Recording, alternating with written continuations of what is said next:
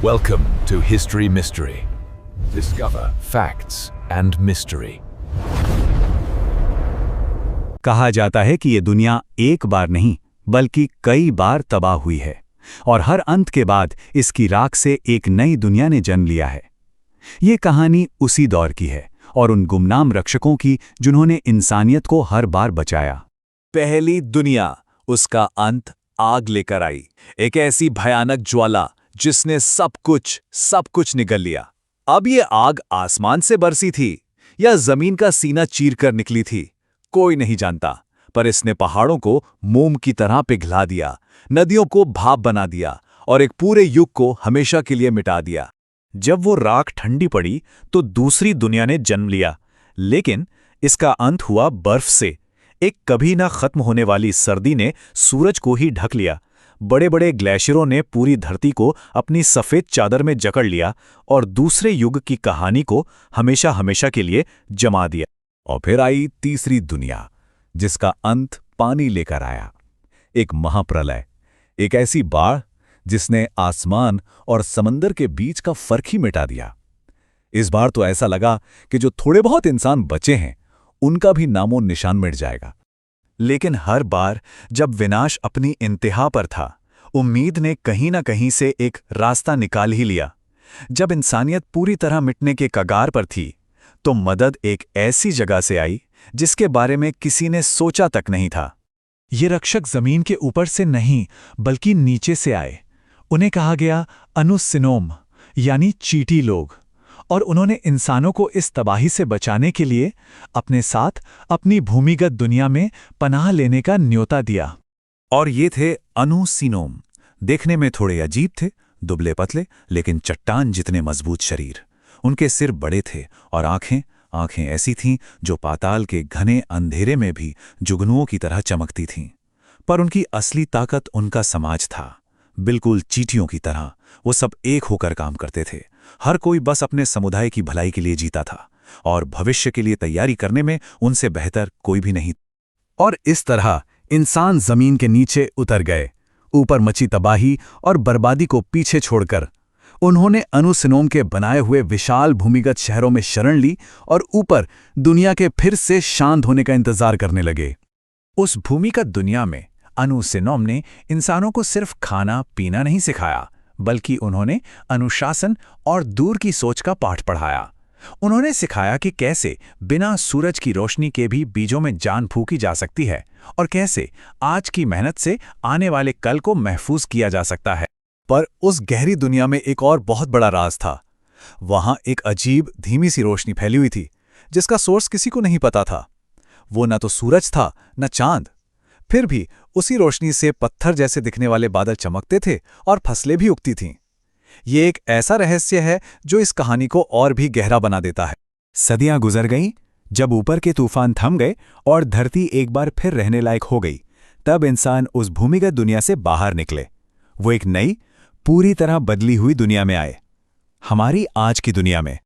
जानते हैं, इस प्राचीन कहानी की गूंज आज भी जिंदा है। चींटी लोगों के उन भूमिगत आश्रयों और हॉपी लोगों के कीवा यानी जमीन के नीचे बने पवित्र कक्षों और चट्टानों में खुदे घरों के बीच एक सीधा कनेक्शन दिखाई देता है, जैसे इतिहास आज भी हमसे कुछ फुसफुसा रहा हो। चींटी लोगों की ये कथा सिर्फ एक कहानी नहीं है, बल्कि ये जिंदा रहने की कला का एक पूरा खाका है। ये हमें निस्वार्थ होना, अनुशासन में रहना और प्रकृति के साथ तालमेल बिठाकर जीने का महत्व सिखाती है। ये वो सबक हैं जो हर युग में, हर प्रलय के सामने जरूरी होते हैं। तो सवाल आखिर में वही रह जाता है, कौन थे ये चींटी लोग? क्या वो वाकई में कोई अलौकिक शक्ति थे, या फिर इंसानों की ही कोई भूली बिसरी प्रजाति?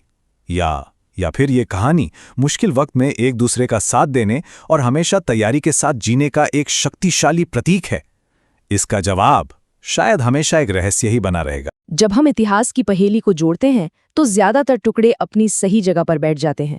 एक जानी पहचानी तस्वीर उभरती है, साम्राज्य बनते हैं, लड़ाइयाँ होती हैं, संस्कृतियाँ फलती फूलती हैं। लेकिन कभी कभी हमें कुछ ऐसे टुकड़े मिलते हैं जो कहीं भी फिट नहीं होते। वो हमारी पूरी समझ को चुनौती देते हैं और हमें सब कुछ नए सिरे से सोचने पर मजबूर कर देते हैं। और देखिए, ये सिर्फ कहानियां या किंवदंतियां नहीं हैं। नहीं, ये असल ठोस चीजें हैं। ऐसी कलाकृतियां और अवशेष जो आज भी इतिहासकारों को परेशान करते हैं। और आज हम इन्हीं रहस्यों के पीछे की सच्चाई को समझने की कोशिश करेंगे। तो आइए इस सफर पर साथ चलते हैं। हम उन सबूतों की पड़ताल करेंगे जिनमें इतिहास की किताबों को फिर से लिखने की ताकत हो सकती है। हमारी पहली मंजिल हमें पश्चिमी चीन के विशाल सूखे रेगिस्तानों में ले जाती है। यहाँ रेत के नीचे एक ऐसा रहस्य दफन है जो हमें मानव प्रवास की हमारी पूरी समझ पर सवाल उठाने पर मजबूर करता है। ये हैं तारिम बेसिन की अविश्वसनीय ममियां। जरा सोचकर देखिए, 4000 साल पुरानी ममियां, और वो इतनी अच्छी तरह से संरक्षित हैं कि ऐसा लगता है जैसे वो बस सो रही हैं। उनके चेहरों पर एक शांति है, उनके बाल अब भी नरम हैं और उनके कपड़े वो तो लगभग नए जैसे लगते हैं। ये बिल्कुल समय में झांकने वाली एक खिड़की की तरह है। लेकिन असली पहेली तो यहीं से शुरू होती है। ये लोग प्राचीन चीन की हमारी छवि से बिल्कुल मेल नहीं खाते। उनके नैन नक्श यूरोप के लोगों जैसे हैं। उनके कपड़े जो प्लेट पैटर्न में बुने गए हैं वो यूरोप की कांस्युगीन संस्कृतियों की याद दिलाते हैं। और सबसे बड़ी बात, उनकी कब्रों में पूरब और पश्चिम दोनों के अनाज मिलना, ये संस्कृतियों के एक ऐसे प्राचीन संगम का संकेत देता है जो सिल्क रोड से भी सदियों पुराना है। तो ये मम्मियां हमें ये सवाल पूछने पर मजबूर करती हैं कि आखिर पूरब और पश्चिम असल में कितनी जल्दी मिले थे, और रेत के नीचे अभी और कितनी भूली बिसरी कहानियां दबी हैं जो बस खोजे जाने का इंतजार कर रही हैं। लोगों के इन रहस्यों से आगे बढ़कर अब हम एक ऐसे रहस्य की ओर बढ़ते हैं जो पूरे के पूरे परिदृश्य पर फैला हुआ है। हम मध्य पूर्व के विशाल मैदानों की यात्रा कर रहे हैं, जहां जमीन पर ही विशालकाय रेखाएं खींची गई हैं। इन्हें डेजर्ट काइट्स के नाम से जाना जाता है। ये पत्थर की बहुत बड़ी संरचनाएं हैं जो मीलों तक फैली हैं, और इन्हें पूरी तरह से सिर्फ आसमान से ही देखा जा सकता है। ये हजारों साल पुरानी है, शायद पिरामिडों से भी ज्यादा पुरानी। लेकिन इन्हें बनाया किसने और क्यों? ये एक ऐसा रहस्य है जो आज भी इतिहासकारों को उलझाए हुए है। इसको लेकर दो मुख्य थियरीज हैं और दोनों के अपने अपने तर्क हैं। एक तरफ कुछ लोगों का मानना है कि ये शिकार के बहुत बड़े जाल थे जो जानवरों के झुंडों को एक घातक अंत की ओर ले जाते थे। कुछ जगहों पर मिली हड्डियां इस बात का समर्थन भी करती हैं। लेकिन दूसरी तरफ लोग पूछते हैं, तो फिर बहुत सारी काइट्स पूरी तरह से खाली क्यों हैं? वो ये सुझाव देते हैं कि ये शायद औपचारिक रास्ते थे जो किसी अनजान सामाजिक या आध्यात्मिक उद्देश्यों को पूरा करते थे। सच्चाई शायद इन दोनों के बीच कहीं छिपी है। अब हम रेगिस्तान की क्षैतिज विशालता से हटकर जंगल के बीच से उभरती एक ऊर्ध्वाधर स्मारकीता की ओर बढ़ते हैं। हम मेसो अमेरिका की यात्रा कर रहे हैं, जो रहस्यमयी ओल्मेक सभ्यता का घर है। आज तक पुरातत्वविदों ने इन विशाल पत्थर के चेहरों में से 17 को खोज निकाला है। 17। और सबसे हैरान करने वाली बात यह है कि हर एक चेहरा अनोखा है, एक अलग इंसान का चित्र, जिसकी कहानी हमेशा के लिए पत्थर में कैद हो गई है। और जब हम विशाल कहते हैं तो हमारा मतलब सच में विशाल है। इनमें से सबसे बड़े सिर का वजन 40 टन तक है। सोचिए, ये लगभग 6 बड़े हाथियों के बराबर है। और ये सब के सब एक ही ज्वालामुखी चट्टान से तराशे गए हैं। एक ऐसी इंजीनियरिंग जो आज भी हमें हैरान कर देती है। लेकिन सबसे अविश्वसनीय हिस्सा तो अभी बाकी है। जिस पत्थर से ये बने हैं उसे 50 मील दूर की खदानों से घने जंगलों और नदियों के पार लाया गया था, वो भी बिना पहियों या किसी जानवर की मदद के। जरा उस संगठन, उस जनशक्ति और उस दृढ़ संकल्प की कल्पना कीजिए जो इस काम के लिए जरूरी था। माना जाता है कि ये शक्तिशाली शासकों के चित्र थे, लेकिन फिर ये सवाल उठता है, कुछ सिरों को जानबूझकर तोड़ा या दफनाया क्यों गया था? क्या ये कोई पवित्र अनुष्ठान था जो एक शासक के शासनकाल के अंत का प्रतीक हो, या फिर ये एक हिंसक विद्रोह का सबूत था जहां लोगों ने अपने उत्पीड़कों के प्रतीकों को नष्ट कर दिया? हम शायद कभी निश्चित रूप से ये नहीं जान पाएंगे। हमारी यात्रा का आखिरी पड़ाव हमें स्मारकीय से सूक्ष्म की ओर ले जाता है। हम एक ऐसी चीज को देखने जा रहे हैं जो एक सिक्के जितनी छोटी है, लेकिन इतिहास की हमारी समझ पर शायद सबसे बड़ा असर डाल सकती है। ये टाइमलाइन एक ऐसी पहेली पेश करती है जो हमारी स्थापित सोच को तोड़ देती है। एक तरफ है वाइकिंग युग का एक सिक्का जो नॉर्वे में लगभग 1070 ईस्वी में बना था। दूसरी तरफ है कोलंबस जो 1492 में अमेरिका पहुंचा, और इन दोनों के बीच में है ये सिक्का जो मेन में एक मूल अमेरिकी स्थल पर पाया गया था, कोलंबस के आने से सदियों पहले। तो ये वहां पहुंचा कैसे? क्या कोई साहसी वाइकिंग खोजकर्ता अपने साथियों से बहुत दूर भटककर मेन के तट तक पहुंच गया था? ये एक रोमांचक ख्याल है, लेकिन उस जगह पर कोई दूसरी नॉर्स चीज नहीं मिली है। या फिर क्या ये सिक्का एक विशाल जटिल स्वदेशी व्यापार नेटवर्क के जरिए हाथ बदलता हुआ यहां तक पहुंचा? ये भी एक आकर्षक संभावना है, लेकिन फिर सवाल उठता है कि इस तरह का ये एकलौता सिक्का क्यों है? ये एक छोटा सा सिक्का एक बहुत बड़े रहस्य को अपने अंदर समेटे हुए है। तारिम की मम्मियों से लेकर रेगिस्तान की पतंगों तक, ओल्मेक के सिरों से लेकर मेन के उस एक सिक्के तक, ये 4 अलग-अलग रहस्य हमें एक ही शक्तिशाली नतीजे पर लाते हैं। ये सारी विसंगतियां हमें याद दिलाती हैं कि इतिहास की हमारी साफ सुथरी समय सीमा और अलग-अलग संस्कृतियों की कहानियां शायद कुछ ज्यादा ही सरल हैं। अतीत एक जटिल, उलझा हुआ जाल था, और ये रहस्य हमें उन धागों को देखने के लिए आमंत्रित करते हैं जिन्हें हम अक्सर नज़रअंदाज कर देते हैं।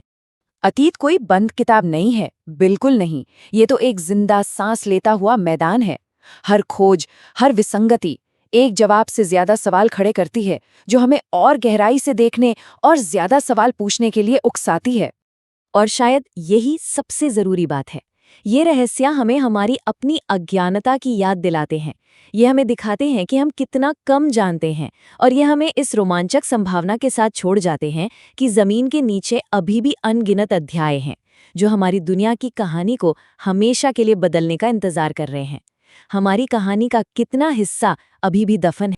कहानी शुरू होती है मेसोपोटामिया से, वो जगह जहां हमारी सभ्यता ने पहली बार लिखना सीखा। वहां इतिहास को कागज पर नहीं, बल्कि गीली मिट्टी की तख्तियों पर उकेरा जाता था। और उन्हीं पुराने खंडरों की धूल से पता है क्या मिला? एक ऐसी चीज जो आज भी बड़े बड़े इतिहासकारों को हैरान कर देती है। इसे कहते हैं सुमेरियन राजाओं की सूची। अब देखिए, पहली नजर में तो ये बस एक कह सकते हैं मिट्टी का पुराना टुकड़ा लगता है, करीब 1800 ईसा पूर्व का। इस पर सुमेर के राजाओं के नाम हैं, उनके शहरों के नाम हैं, और ये भी लिखा है कि किसने कितने साल राज किया। मतलब सीधा साधा हिसाब किताब कि सत्ता एक शहर से दूसरे शहर कैसे गई। लेकिन कहानी में ट्विस्ट यहीं से आता है। ये लिस्ट हमें सिर्फ कुछ 100 साल पीछे नहीं ले जाती, नहीं, ये हमें एक ऐसे धुंधले रहस्यमयी अतीत में खींच ले जाती है जो एक महान बाढ़ से भी पहले का था। जरा सोचिए, इस लिस्ट में लारोक शहर के एक राजा का जिक्र है, और उसका शासनकाल पता है कितना लंबा था? 28,800 साल। जी हाँ, 28,800। और मजे की बात यह है कि इसे किसी कहानी की तरह नहीं, बल्कि एक सीधे सच्चे फैक्ट की तरह दर्ज किया गया है।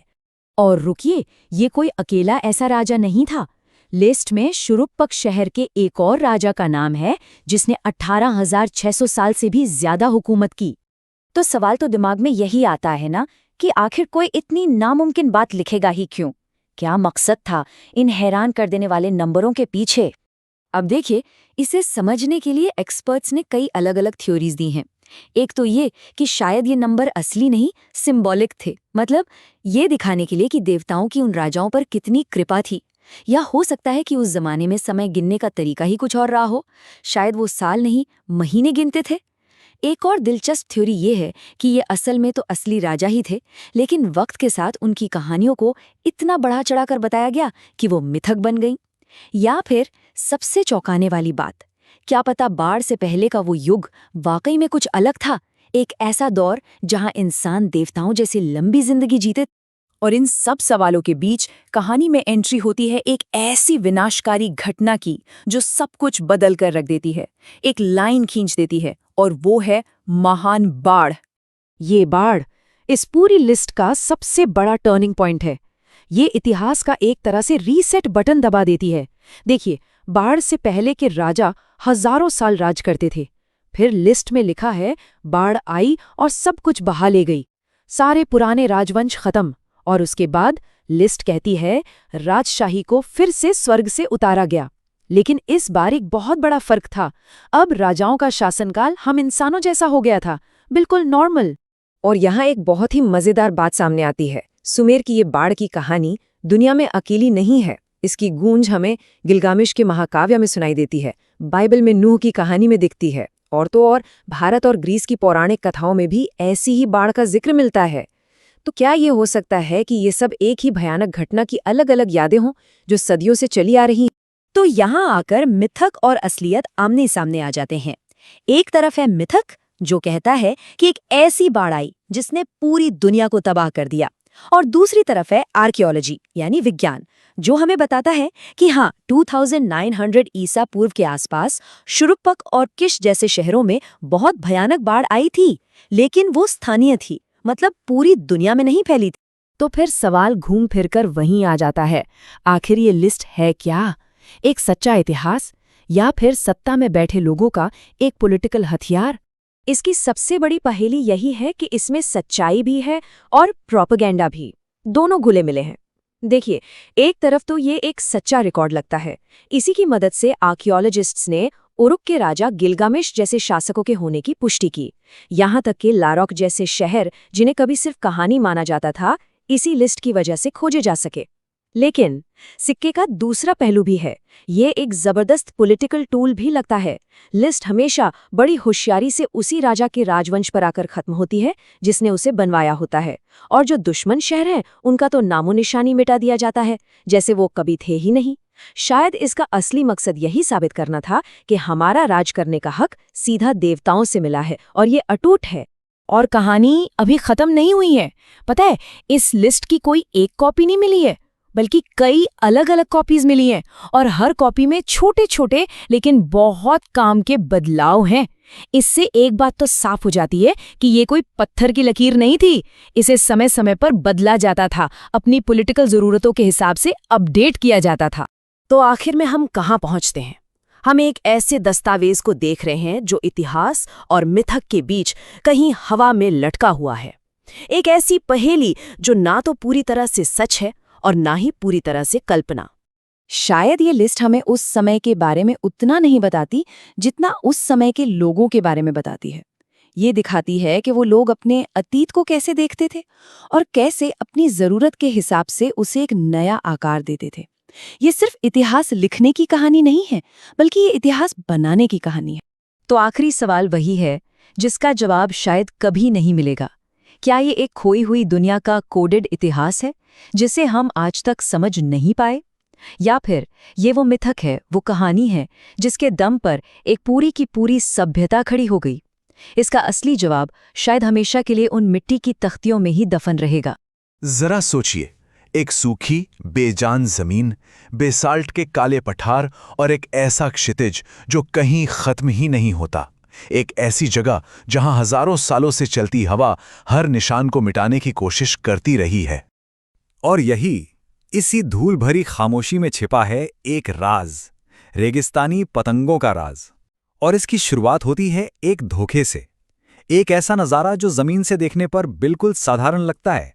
अगर आप वहां से गुजर रहे हो तो शायद आपकी नजर भी इन पर ना पड़े। बस पत्थर की कुछ टूटी फूटी लकीरें, मुश्किल से घुटनों तक ऊंची। आपको लगेगा कि ये तो बस बिखरे हुए पत्थर हैं और कुछ नहीं। लेकिन जैसे ही आप ऊपर उठते हैं, जैसे ही नजरिया बदलता है, तो सब कुछ बदल जाता है। वो बिखरे हुए पत्थर अचानक एक विशाल ज्यामितीय आकार में बदल जाते हैं। जमीन पर लिखा एक हैरान कर देने वाला पैटर्न, 2 या 2 से ज्यादा दीवारें जो कई 100 मीटर, यहां तक कि किलोमीटर तक एक कीप की तरह अंदर की ओर सिकुड़ती चली जाती हैं। पता है इन्हें ये नाम किसने दिया? शुरुआती पायलटों ने। जब उन्होंने पहली बार इन्हें ऊपर से देखा तो उन्हें ये बच्चों के उड़ाने वाली पतंगों जैसे लगे, और बस नाम पड़ गया रेगिस्तानी पतंगें। नाम सुनने में कितना सीधा साधा है ना, लेकिन इनका मकसद वो जरा भी साधारण नहीं था। और ये कोई 1-2 नहीं है, ये तो एक पूरी कड़ी है, एक नेटवर्क जो पूर्वी जॉर्डन के काले बेसॉल्ट से लेकर सीरिया के मैदानों तक और उत्तरी अरब के लावा क्षेत्रों से लेकर सिनाई और नेगेव रेगिस्तान तक फैला हुआ है। हवाई सर्वेक्षण और सैटेलाइट तस्वीरों ने हजारों की तादाद में इन्हें उजागर किया है। ये जमीन पर बने विशाल पथ चिन्हों की तरह हैं। और सोचिए, ये किसी एक पीढ़ी का काम नहीं था। रेडियो कार्बन डेटिंग बताती है कि ये सिलसिला नवपाषाण काल के आखिर में शुरू हुआ, फिर कांस्य युग से गुजरा और लौह युग तक चलता रहा। ये एक ऐसी तकनीक थी, एक ऐसी परंपरा थी जिसे सदियों तक, शायद हजारों सालों तक इस्तेमाल किया गया, सुधारा गया और पीढ़ी दर पीढ़ी आगे बढ़ाया गया। तो सवाल यह है कि आखिर ये थे क्या, इन्हें बनाया क्यों गया था। सबसे मजबूत और सबसे हैरान करने वाला जवाब है कि ये दुनिया के सबसे बड़े जाल थे। एक ऐसा जाल जो सामूहिक शिकार के लिए बनाया गया था, वो भी एक ऐसे पैमाने पर जिसकी हम आज कल्पना भी नहीं कर सकते। जरा उस मंजर की कल्पना कीजिए। मैदान में सैकड़ों लोग फैलकर एक इंसानी दीवार बना लेते हैं। वो चिल्लाते हैं, हाथ हिलाते हैं और गज़ेल या जंगली गधों के पूरे झुंड को उन पत्थर की दीवारों के चौड़े मुंह की तरफ धकेलते हैं। घबराए हुए जानवर भागते हैं, उस कीप में घुस जाते हैं और दीवारें उन्हें एक ऐसे संकरे रास्ते पर ले आती हैं जहां से निकलने का कोई रास्ता नहीं होता। आखिर में मौत। और ये सिर्फ एक कहानी नहीं है, इसके सबूत भी हैं। हमें चट्टानों पर बनी कलाकृतियां मिली हैं जिनमें बिल्कुल ऐसा ही नज़ारा दिखाया गया है। कुछ पतंगों के आखिरी सिरों पर गज़ेल की हड्डियों के ढेर मिले हैं। दीवारों के साथ साथ बिखरे हुए पत्थर के औजार भी मिले हैं। ये सारे सुराग उसी एक कहानी की तरफ इशारा करते हैं, एक विशाल सुनियोजित शिकार। पर जैसा कि अक्सर होता है, कहानी इतनी सीधी नहीं है। इस सिद्धांत में कुछ दरारें हैं, कुछ ऐसे सवाल जिनका जवाब ये शिकार वाली थ्योरी ठीक से नहीं दे पाती। सबसे पहला और सबसे बड़ा सवाल इनके आकार को लेकर है। मतलब अगर ये सिर्फ शिकार के लिए थे तो इतने विशाल क्यों? इनके निर्माण में जो मेहनत और संसाधन लगे होंगे वो हैरान कर देने वाले हैं। सोचिए, एक एक पतंग को बनाने के लिए हजारों लाखों पत्थर ढोए गए होंगे, जमा किए गए होंगे और फिर उन्हें करीने से लगाया गया होगा। ये कोई छोटा मोटा काम नहीं था। नहीं, ये कोई साधारण शिकार की तरकीबें नहीं थी। ये तो बड़े सार्वजनिक काम थे। ये इस बात का सबूत है कि उस वक्त एक ऐसा संगठित समाज था जिसके पास बेहतरीन योजना बनाने का कौशल था, एक मजबूत नेतृत्व था और कई अलग अलग समुदायों को एक साथ लाकर काम करवाने की ताकत थी। और फिर आता है दूसरा सवाल, जो शायद इससे भी ज्यादा परेशान करने वाला है। वो ये कि इतने सारे पतंगों के सिर, यानी उनका आखिरी हिस्सा, पूरी तरह से खाली क्यों है? जहां सबसे ज्यादा सबूत मिलने चाहिए थे, वहां अजीब सी खामोशी है। कई जगहों पर ना तो जानवरों की हड्डियां मिली, ना कोई औजार और ना ही आग जलाने की राख। कुछ भी नहीं। ये अजीब खालीपन शिकार वाली कहानी पर एक बहुत बड़ा सवालिया निशान लगा देता है।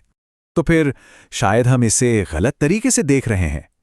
शायद इनका मकसद दोहरा था, एक ऐसा मकसद जिसमें शिकार की जरूरत तो थी, लेकिन उसके साथ साथ कुछ और भी जुड़ा था, कुछ सामाजिक, कुछ शायद धार्मिक। सोचिए, अगर ये सिर्फ शिकार करने की मशीनें न होकर एक सामाजिक मंच भी हो तो, एक ऐसी जगह जहां बड़े पैमाने पर शिकार के बाद दावतें होती थीं, जहां अलग अलग कबीले मिलकर गठबंधन बनाते थे, जहां ऐसे अनुष्ठान किए जाते थे जो इन समुदायों को एक साथ बांध कर रखते थे। तो ये पतंगें महज औजारों से कहीं ज्यादा थीं। ये असल में सामाजिक रंगमंच थे, प्रागैतिहासिक जीवन के सामाजिक और सांस्कृतिक ताने बाने का एक बहुत ही अहम हिस्सा। तो चलिए एक बार फिर से ऊपर चलते हैं और नजरिए को बदलते हैं, क्योंकि इन पतंगों में सिर्फ उपयोगिता नहीं है, एक अजीब सी कलात्मकता भी है। ये जमीन पर बने विशाल निशानों की तरह हैं। और सबसे अजीब बात क्या है पता है? इनका पूरा आकार, इनकी पूरी खूबसूरती उस ऊंचाई से साफ दिखती है जहां से इनके बनाने वाले इन्हें शायद ही कभी देख पाए होंगे। ये बात इन्हें एक बहुत ही रहस्यमयी, एक भू आकृति जैसा चरित्र देती है। तो आखिर में हम कह सकते हैं कि ये सिर्फ एक चीज नहीं है, ये मशीनें भी हैं और निशान भी। ये एक ऐसा काम है जो जरूरत भी पूरी करता है और साथ ही उस जमीन पर अपनी संस्कृति की एक गहरी छाप भी छोड़ता है। तो हम आखिर देख क्या रहे हैं? क्या ये इतिहास के सबसे बड़े और सबसे कामयाब शिकार के जाल हैं, या फिर ये विशाल भूआकृतियां हैं जिनका व्यावहारिक इस्तेमाल उनकी कहानी का बस एक छोटा सा हिस्सा था? शायद असली जवाब इन दोनों के कहीं बीच में छिपा है, उन पत्थरों में, उस जमीन में जिसने न सिर्फ लोगों को भोजन दिया बल्कि उन्हें एक दूसरे से जोड़ा भी। इतिहास की गहराइयों में एक कहानी दबी हुई है, एक ऐसी कहानी जिसे शायद कभी किसी को बताना ही नहीं था, एक ऐसी जंग की दास्तां जिसे जानबूझकर भुला दिया गया। सोचिए, एक ऐसा संघर्ष जिसके निशान तो हर तरफ हैं, लेकिन जिसकी यादें कहीं नहीं हैं, बिल्कुल नहीं। ये जगह है चलचुआपा। कभी माया और लिंका सभ्यताओं का संगम हुआ करती थी, एक ऐसा फलता फूलता शहर जहां की हवा में व्यापार और पवित्र अनुष्ठानों की गूंज थी। लेकिन इन पवित्र मैदानों के ठीक नीचे जमीन एक बहुत ही हिंसक राज दबाए बैठी थी। शांति और पूजा पाठ की परतों के नीचे दफन थे एक भूली बिसरी जंग के निशान। और फिर सुराग एक एक कर सामने आने लगे। ऑब्सिडियन यानी ज्वालामुखी के काले शीशे से बने हजारों नुकीले तीर जो बता रहे थे कि यहां तीरों की बारिश हुई थी। जल्दबाजी में खड़ी की गईं पत्थर की दीवारें, जली हुई इमारतों के ढेर, और सबसे खौफनाक थे वो कंकाल जिनकी हड्डियों पर तलवारों और भालों के गहरे जख्म थे। तो सवाल था, कितने कंकाल? जवाब चौंकाने वाला था, 30 से भी ज्यादा। और ये कोई आम दफनाई नहीं थी। एक ही जगह पर एक के ऊपर एक 30 से ज्यादा योद्धाओं के शवों को बहुत ही जल्दबाजी में फेंक दिया गया था। ये एक सामूहिक कब्र थी जो एक बहुत ही भयानक, बहुत ही बेरहम लड़ाई की गवाही दे रही थी।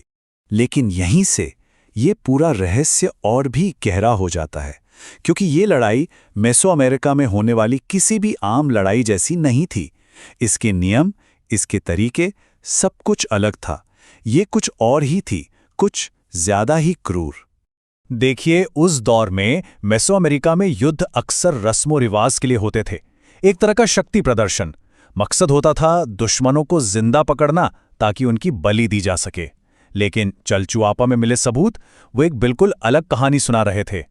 ये कोई दिखावा नहीं था, यहां लड़ाई पकड़ने के लिए नहीं बल्कि जान से मार देने के लिए, सब कुछ तबाह कर देने के लिए लड़ी गई थी। ये थी वजूद की लड़ाई। अब सोचिए, इतनी बड़ी, इतनी विनाशकारी लड़ाई, इसका कोई तो रिकॉर्ड होगा, कहीं तो लिखा होगा, कोई पत्थर, कोई कहानी, कुछ तो होगा। जवाब है, कुछ भी नहीं, एक शब्द तक नहीं। उस जमाने के माया राजा तो अपनी छोटी से छोटी जीत का ढिंडोरा पीटते थे, पत्थरों पर अपनी जीत की कहानियां लिखवाते थे, लेकिन इस भयानक जंग के बारे में हर तरफ बस एक अजीब सी खामोशी है, ऐसा जैसे इसे जानबूझकर इतिहास से ही मिटा दिया गया हो। तो फिर ऐसा क्यों इसे भुला दिया गया? शायद इसलिए कि दांव पे बहुत कुछ लगा था। चलचुआपा कोई मामूली जगह नहीं थी, ये एक बहुत बड़ा व्यापारिक केंद्र था। नमक, ऑब्सिडियन, कोकोज, जेड, सारी कीमती चीजों के रास्ते यहीं से गुजरते थे, और इस जगह पर कब्जा करने का मतलब था बेहिसाब दौलत और ताकत। और लड़ाई के बाद जो हुआ वो तो और भी अजीब था। शहर के बचे खुचे लोगों ने अपनी टूटी दीवारों को फिर से बनाया। शायद वो अगले हमले का इंतजार कर रहे थे, लेकिन वो हमला कभी हुआ ही नहीं। दुश्मन कभी वापस लौटा ही नहीं, और ये शहर धीरे धीरे गुमनामी के अंधेरे में खो गया।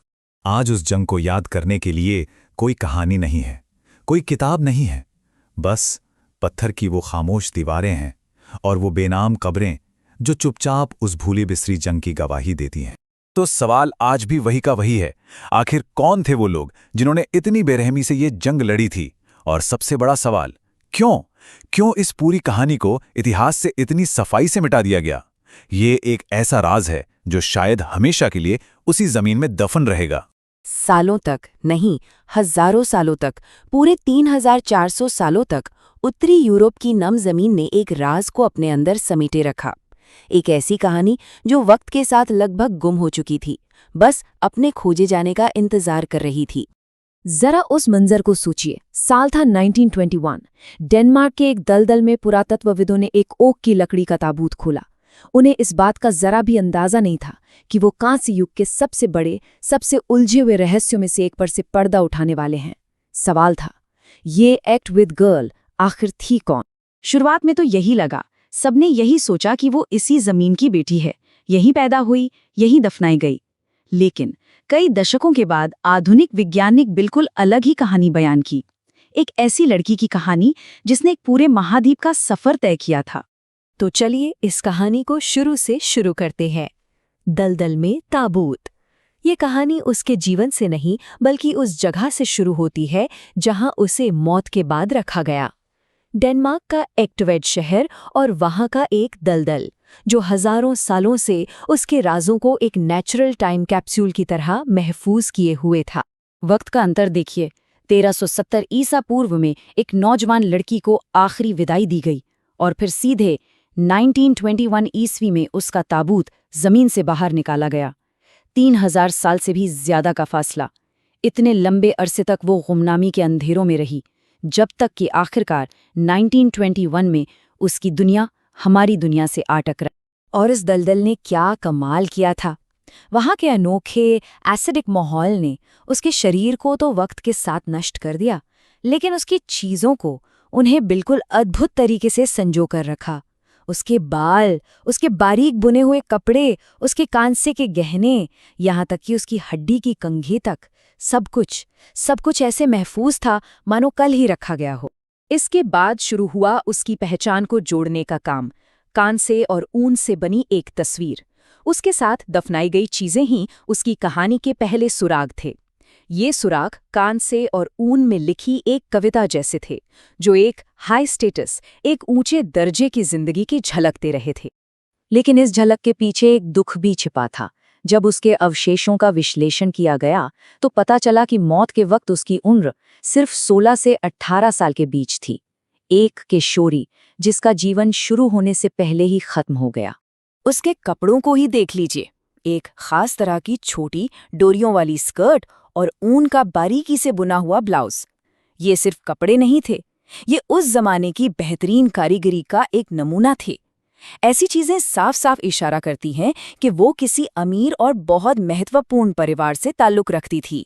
और फिर आती है वो कांसे की बेल्ट प्लेट जिस पर घुमावदार डिजाइन बने थे। ये तो अपने आप में एक मास्टरपीस थी।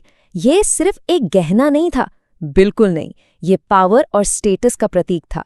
और इसको बनाने में जो कांसा इस्तेमाल हुआ था वो सैकड़ों किलोमीटर दूर से लाया गया था। ये इस बात का सबूत था कि उसके परिवार के रिश्ते दूर दूर तक फैले हुए थे। लेकिन ताबूत में एक और राज दफन था, एक गहरा राज। उसके पैरों के पास एक छोटे बच्चे के जले हुए अवशेष यानी राख रखी हुई थी। ये बच्चा कौन था और उसे इस लड़की के साथ क्यों दफनाया गया था? सवालों का सिलसिला लंबा होता जा रहा था। कई दशकों तक एक्टुएट गर्ल की यही कहानी सब जानते थे, एक अमीर डेनमार्क की स्थानीय लड़की। लेकिन फिर विज्ञान ने इस ठंडे पड़ चुके मामले में कदम रखा और अब जो कुछ भी हम जानते थे वो हमेशा के लिए बदलने वाला था। एक नया रहस्य सामने आने वाला था। वैज्ञानिकों ने एक ऐसी तकनीक का इस्तेमाल किया जो उस वक्त क्रांतिकारी मानी जाती थी, आइसोटोप विश्लेषण। अब ये क्या है, आसान भाषा में समझते हैं। देखिए, हम जो भी खाते या पीते हैं उस जगह के पानी और भोजन में मौजूद केमिकल तत्व हमारे शरीर का हिस्सा बन जाते हैं, खासकर हमारे दांतों और बालों में। तो ये एक केमिकल सिग्नेचर छोड़ जाते हैं जो एक ज्योग्राफिकल फिंगरप्रिंट की तरह काम करता है। इससे ये पता लगाया जा सकता है कि कोई इंसान कहाँ पैदा हुआ या कहाँ रहा। और जब वैज्ञानिकों ने एक्टुएट गर्ल के दांतों के केमिकल सिग्नेचर का विश्लेषण किया तो एक हैरान कर देने वाला सच सामने आया। पुरानी मान्यता बिल्कुल गलत थी। वो डेनमार्क की थी ही नहीं। उसके केमिकल सिग्नेचर बता रहे थे कि वो सैकड़ों किलोमीटर दूर आज के दक्षिणी जर्मनी में कहीं पैदा हुई थी। एक स्थानीय लड़की अब एक विदेशी यात्री बन चुकी थी। लेकिन कहानी यहीं खत्म नहीं हुई। दांतों ने तो उसके जन्म की जगह बता दी, लेकिन उसके बालों ने उसकी जिंदगी के आखिरी सफर की पूरी डायरी खोलकर रख दी। क्योंकि बाल एक आरामदायक गति से बढ़ते हैं, इसलिए उनमें केमिकल बदलाव एक टाइमलाइन की तरह रिकॉर्ड हो जाते हैं। और उसके बालों ने उसकी मौत से पहले के आखिरी 23 महीनों का पूरा कच्चा चिट्ठा पेश कर दिया। और वो टाइमलाइन किसी के भी होश उड़ाने के लिए काफी थी। वो बस एक बार दक्षिणी जर्मनी से डेनमार्क नहीं आई थी, नहीं, उसने इन दो जगहों के बीच सैकड़ों किलोमीटर का फासला कम से कम 2 बार तय किया था। वो जर्मनी से डेनमार्क आई, फिर वापस जर्मनी गई और फिर से डेनमार्क आई जहां उसकी मौत हुई। कांसे युग की एक टीनेजर के लिए ये एक बिल्कुल असाधारण, एक अविश्वसनीय सफर था। ऐसा लग रहा था जैसे उसकी जिंदगी का कोई बहुत बड़ा मकसद था। तो विज्ञान ने एक राज तो सुलझा दिया था कि वो कहाँ से आई थी, लेकिन इस एक जवाब ने कई और नए और भी ज्यादा गहरे सवाल खड़े कर दिए थे। उसकी कहानी अब एक अनसुलझा सवाल बन चुकी थी। सबसे बड़ा सवाल, आखिर क्यों कांस्य युग की एक लड़की इतनी लंबी, इतनी मुश्किल और शायद खतरनाक यात्राएं क्यों कर रही थी? ये सिर्फ सैर सपाटा तो बिल्कुल नहीं हो सकता। उसके इन सफरों के पीछे कोई बहुत बड़ा मकसद रहा होगा, एक ऐसा मकसद जो उसके समाज में उसकी अहम भूमिका की तरफ इशारा करता है। तो क्या थ्योरी हो सकती है? क्या वो एक दुल्हन थी जिसे 2 ताकतवर कबीलों के बीच राजनैतिक गठबंधन के लिए भेजा गया था? या फिर वो एक पुजारिन थी जो किसी पवित्र तीर्थ यात्रा पर निकली हो? या शायद वो एक हाई स्टेटस व्यापार दूत थी जो एम्बर और धातु जैसे कीमती सामान का व्यापार करती थी। हर थ्योरी, हर संभावना बस एक ही बात की तरफ इशारा करती है, वो कोई मामूली इंसान नहीं थी, वो एक जीवित कड़ी थी, दो अलग-अलग दूर दराज के कल्चर को जोड़ने वाली एक जिंदा कड़ी। और फिर हम उस बच्चे के राज पर वापस आते हैं। आखिर वो कौन था? और सबसे अजीब बात, उसे जलाया क्यों गया जबकि एग्डेटुएट गर्ल को पूरे सम्मान के साथ दफनाया गया था? हाई स्टेटस कब्रों में ऐसा करना उस इलाके में आम नहीं था। ये एक ऐसी गुत्थी है जिसे आज भी कोई सुलझा नहीं पाया है। उसकी मौत खुद एक पहेली है। उसके अवशेषों पर किसी भी तरह की चोट या हिंसा का कोई निशान नहीं मिला। तो फिर उसकी मौत कैसे हुई? क्या उसे कोई बीमारी हो गई थी, या फिर क्या उसकी आखिरी थका देने वाली यात्रा ही उसके इस दुखद अंजाम की वजह बनी? वो इन दो इलाकों के बीच एक रिश्ते का प्रतीक हो सकती है। दूर बसे लोगों के बीच एक जिंदा कड़ी, उसकी कब्र ही इसकी गवाह है। उसमें नॉर्डिक परंपराएं भी हैं और मध्य यूरोप से आई चीजें भी। वो सचमुच में दो अलग-अलग संस्कृतियों के बीच का एक जिंदा पुल थी, एक ऐसा बंधन जो शायद उसके साथ ही खत्म हो गया। एक यात्री, एक राजनयिक, एक पुजारिन। आखिर वो थी कौन? क्या उसकी ये अनोखी गतिशीलता उसके स्टेटस की वजह थी या उसकी मौत का कारण? आखिर में हमारे पास क्या बचता है? एक असाधारण जिंदगी की एक झलक जो बहुत जल्द ही बुझ गई। एक नौजवान लड़की जिसके कदमों ने कांस्य युग के यूरोप के नक्शे पर एक नई लकीर खींच दी थी। उसकी कहानी हमें हमेशा याद दिलाती रहेगी कि इतिहास की जमीन में आज भी कितने ही राज दफन हैं जो बस अपने खोजे जाने का इंतजार कर रहे हैं। कहानी शुरू होती है पश्चिमी चीन के तारिम बेसिन से, एक कठोर, निर्दयी परिदृश्य। ये एक ऐसी जगह है जहां इतिहास ने अपने कुछ सबसे गहरे रहस्य छिपा रखे हैं। जी हाँ, इसे तकलामाकन रेगिस्तान भी कहते हैं, मतलब एक ऐसी दुनिया जहां हवा रेत को अंधा कर देने वाले तूफानों में बदल देती है। एक ऐसी जगह जहां जिंदगी का पनपना लगभग नामुमकिन सा लगता है। लेकिन इसी बंजर जमीन के नीचे कुछ ऐसा दबा था जिसने इतिहास की किताबों को हमेशा के लिए बदलने की ताकत रखी थी। देखिए, यहाँ की सूखी और नमकीन रेत ने एक कमाल का काम किया था। उसने सिर्फ हड्डियां ही नहीं बल्कि त्वचा, बाल और यहाँ तक कि कपड़ों को भी हजारों सालों तक एकदम महफूज रखा था। तो जब इन अवशेषों से रेत की परतें हटाई गईं, तो एक ऐसा सच सामने आया जिसकी किसी ने कभी कल्पना भी नहीं की थी। बात ये थी कि ये लोग प्राचीन चीन के बाशिंदों जैसे बिल्कुल नहीं दिखते थे। पहली बात तो ये कि वो हैरान करने वाले रूप से लंबे थे। उनकी नाकें लंबी थीं और आंखें गहरी, धसी हुई। और कमाल की बात ये है कि उनके सर पर आज भी हल्के भूरे और लाल रंग के बाल थे। कुछ मामलों में तो उनकी चोटियां तक एकदम सही सलामत मिली। ये नैन नक्श ये तो चीन के थे ही नहीं, ये तो पश्चिमी यूरेशिया के लोगों के थे। और इन सभी के बीच एक चेहरा ऐसा था जो आज भी सबको याद है। उसे एक नाम दिया गया, लूलन की सुंदरी, एक औरत जिसे आज से करीब 3800 साल पहले दफनाया गया था। वो अपनी कब्र में कुछ ऐसे लेटी थी मानो बस अभी अभी सोई हो। उसके हल्के भूरे सुनहरे बाल उसके चेहरे के चारों ओर एक पंखे की तरह फैले हुए थे। सोचिए, 3800 साल बाद भी उसकी पलकें तक सलामत थीं और चेहरे पर एक अजीब सी सुकून भरी शांति। उसके साथ एक बुनी हुई टोकरी, एक लकड़ी की कंघी और कुछ अनाज के दाने भी मिले। शायद अगली दुनिया के सफर की तैयारी के लिए रखे गए होंगे। लेकिन हैरानी की वजह सिर्फ उसका चेहरा ही नहीं था। नहीं, उसके कपड़े एक और भी गहरी कहानी कह रहे थे।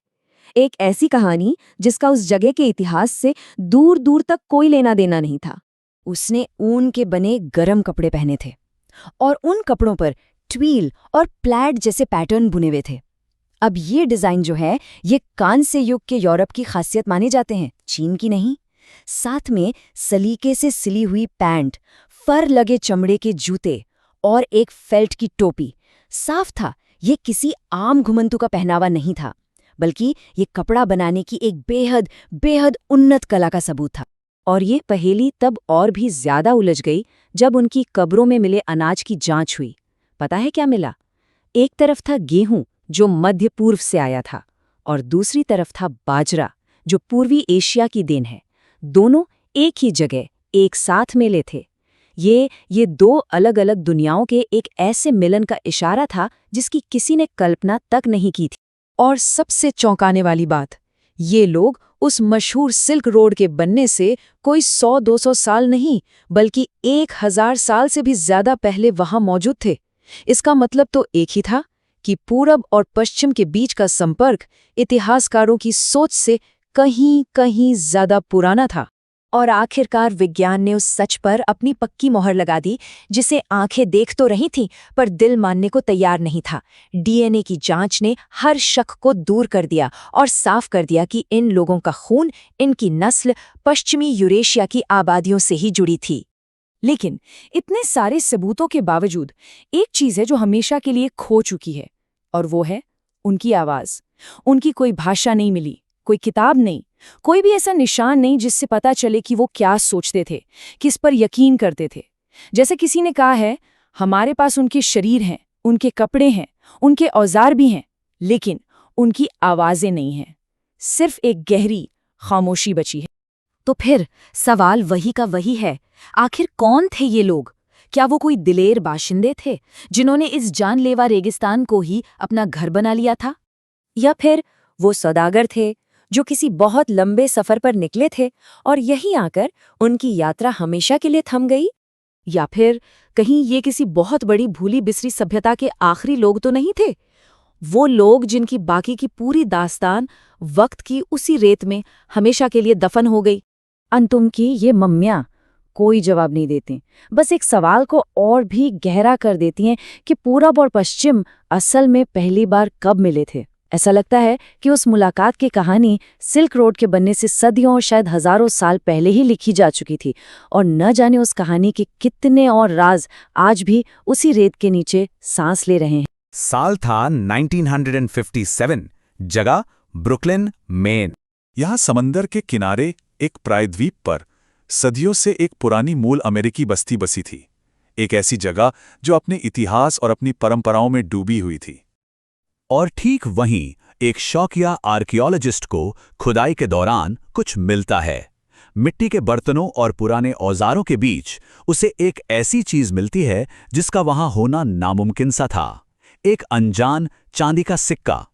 बस यही वो खोज थी जिसने इतिहास को लेकर हमारी पूरी समझ को चुनौती दे दी। एक ऐसी खोज जिसके बारे में किसी ने कभी सोचा भी नहीं था। तो इसे खोजा था गाय मेलग्रेन ने, जो कि एक शौकिया आर्कियोलॉजिस्ट थे। ये सिक्का उन्हें गुडार्ड साइट पे मिला था, जो उस समय एक जानी मानी मौसमी बस्ती हुआ करती थी। अब मजे की बात यह है कि ये सिक्का वहां के लोकल मिट्टी के बर्तनों और औजारों के साथ मिला था, लेकिन ये उन सबसे बिल्कुल अलग था। शुरू में तो कोई इसे पहचान ही नहीं पाया और यह सिक्का सालों तक एक निजी कलेक्शन में पड़ा रहा, मानो एक अनसुलझी पहेली हो। पर यह कोई मामूली पुराना सिक्का नहीं था। ये एक ऐसी चीज थी जो जैसे समय और जगह के सारे नियम तोड़ रही हो। फिर जब एक्सपर्ट्स ने इसकी जांच की तो एक ऐसा सच सामने आया जिसने सबको हैरान कर दिया। अरे ये कोई आम सिक्का था ही नहीं, ये था मेन पेनी, नॉर्वे का एक चांदी का सिक्का जिसे वाइकिंग युग में राजा ओलाफ कीरे के राज में बनाया गया था। अब जरा सोचिए ये कितना अजीब है। ये सिक्का नॉर्वे में बना था 1067 से 1093 ईस्वी के बीच, लेकिन ये मेन की गोडार्ड साइट पर जमीन में दफन हुआ लगभग 1180 से 1235 के आसपास, और फिर जाके मिला 1957 में। मतलब सदियों का एक अविश्वसनीय सफर। और जो बात इसे और भी अनोखा बनाती है वो है इसकी लोकेशन। ये जगह नॉर्थ अमेरिका में वाइकिंग्स की एकमात्र जानी मानी बस्ती एल-एंस ऑक्स मीडोज से करीब करीब 1000 किलोमीटर दक्षिण में है।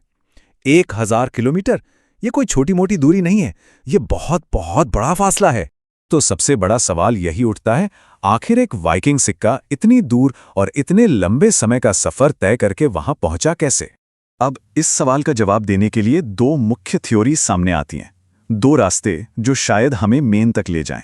दो थ्योरीज हैं और दोनों ही काफी दिलचस्प हैं, पर दोनों में ही एक पेच है। पहली थ्योरी है डायरेक्ट नॉर्थ कॉन्टैक्ट, मतलब कोई वाइकिंग खोजकर्ता या व्यापारी नाव से सीधे मेन तक आया और सिक्का वहीं छूट गया। दूसरी थ्योरी है इंडिजिनस ट्रेड नेटवर्क, मतलब ये सिक्का उत्तर की कबीलों से एक दूसरे को देते देते हाथ बदलते हुए यहां तक पहुंचा। लेकिन दोनों में ही एक बहुत बड़ी प्रॉब्लम है। अगर वाइकिंग सीधे आए थे तो उनका कोई और सामान क्यों नहीं मिला, और अगर ये ट्रेड से आया था तो ये अपनी तरह की इकलौती चीज क्यों है जो अब तक मिली है। अगर हम डायरेक्ट कांटेक्ट वाली बात को देखें तो वाइकिंग्स की पुरानी कहानियों में विनलैंड नाम की जगह का जिक्र मिलता है, और मजे की बात यह है कि मेन का माहौल उन कहानियों में बताई गई जगह से न्यूफाउंडलैंड के मुकाबले ज्यादा मेल खाता है। तो हाँ, ये हो सकता है कि कोई छोटी सी वाइकिंग टोली खोज करते करते मेन की खाड़ी तक पहुंच गई हो। लेकिन सबसे बड़ी दिक्कत यही है कि इस सिक्के के अलावा वहां वाइकिंग्स का कोई और सबूत कुछ भी नहीं मिला। अच्छा, अब दूसरी थ्योरी को देखते हैं, ट्रेड नेटवर्क वाली। देखिए, कोलंबस के आने से पहले भी यहाँ के कबीलों के बीच व्यापार का एक बहुत बड़ा नेटवर्क था। चीजें जैसे कि खास तरह के पत्थर या तांबा हजारों मील का सफर तय करती थीं। तो ये बिल्कुल मुमकिन है कि एक वाइकिंग सिक्का जो देखने में बिल्कुल अलग था, एक कीमती चीज की तरह इस नेटवर्क में शामिल हो गया हो। पर फिर वही सवाल, ये अकेला क्यों है? इसका अकेला मिलना ही इसे एक बहुत ही असाधारण केस बना देता है। तो आखिर में जब हम सारी बातों पर गौर करते हैं तो हमारे हाथ में बस एक ही चीज रह जाती है, एक अकेला सुराग।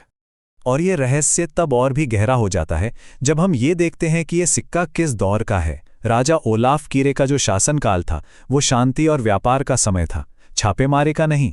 वाइकिंग्स उस दौर में आक्रामक तरीके से फैल नहीं रहे थे, तो फिर उनका सिक्का इतनी दूर कर क्या रहा था? और सुनिए, एक और बात है, ग्रीनलैंड में जो वाइकिंग्स की बस्ती थी, जो नॉर्थ अमेरिका के सबसे करीब थी, वहां सिक्के ज्यादा चलते ही नहीं थे। वो लोग ज्यादातर चीजों का लेन देन यानी बार्टर करते थे। इसका मतलब है कि ये सिक्का तो उन वाइकिंग्स के लिए भी एक दुर्लभ चीज थी जो इस महाद्वीप के सबसे नजदीक थे। तो बस यही है पूरी कहानी, एक पहेली जो आज भी सुलझी नहीं है।